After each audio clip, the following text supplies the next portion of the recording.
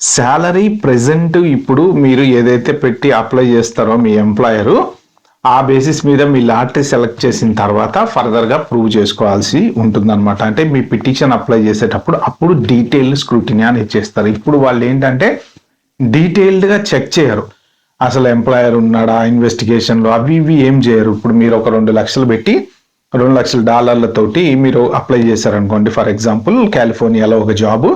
So మీ weighted selection ప్రకారం ఆ లొకేషన్కి ఆ సాలరీ హై సాలరీ అనుకుంటే మీది లాటరీ పికప్ అయింది అనుకోండి, మార్చి 31 తర్వాత సెలక్షన్ అయిపోయిన తర్వాత మీ పిటిషన్ అప్లై చేస్తారు, June 30 వరకు టైం ఇస్తారు కదా, అప్పుడు వాళ్ళు చెకింగ్ అనేది చేస్తారనమాట. అంటే నిజమైన క్లయింటా కాదా, లొకేషన్ కరెక్టా కాదా, సో మీకు ఇచ్చిన శాలరీ దానికి వాళ్ళు అంటే ఇప్పుడు సడన్ గా ఉన్నట్టుండి ఇప్పుడు తక్కువ శాలరీ నుంచి హెచ్1బి రావటం కోసం అని చెప్పేసి మీరు సడన్ గా శాలరీ ఏమన్నా అప్ అయిందా, పాత శాలరీలు ఎంత ఉన్నాయి, మీ లింక్డ్ఇన్ ప్రొఫైల్ ఏంటి, మీ జాబ్ హిస్టరీ ఏంటి, అప్పుడు చేస్తారనమాట. అప్పుడు కనుక వాళ్ళకి అనుమానం వస్తే ఇంకా కంపెనీ ఇన్స్పెక్షన్లు కానీ లేకపోతే మీ H1 రిజెక్ట్ చేయటం కానీ RFEలు పడటం కానీ ఇలాంటివన్నీ జరుగుతాయి అనమాట. అయితే ఏంటంటే ఇక్కడ చాలా మందికి అర్థం కాని క్వశ్చన్ ఏంటంటే ఈ వేజ్ లెవెల్స్ అనేవి ఇప్పుడు రేపు పొద్దున అంటే కొంచెం కొన్ని ఏరియాల్లో రిమోట్ ఏరియాలలో వర్క్ ఫ్రమ్ హోమ్ చేసేటువంటి ఆప్షన్స్ కూడా ఉన్నాయి కాబట్టి అక్కడికి వెళ్ళి అక్కడ లొకేషన్లో చూసుకుంటే ఆ జాబ్కి $1,00,000 హై సాలరీ అనుకోండి,